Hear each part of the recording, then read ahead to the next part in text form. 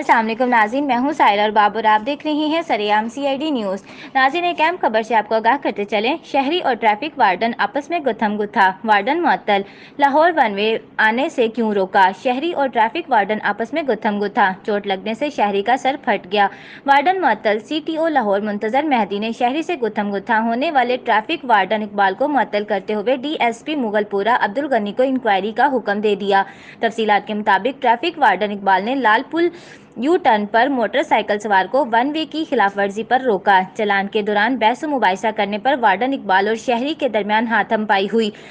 لڑائی کے دوران چوٹ لگنے سے شہری فیضان کا سر پھٹ گیا۔ CTO لاہور نے واقعے کا نوٹس لیتے ہوئے وارڈن کو معطل کر دیا۔ CTO لاہور نے DSP ٹریفک عبدالغنی کو انکوائری کا حکم دے دیا ہے۔ منتظر مہدی کا کہنا تھا کہ شہریوں سے ناروا سلوک کسی صورت برداشت نہیں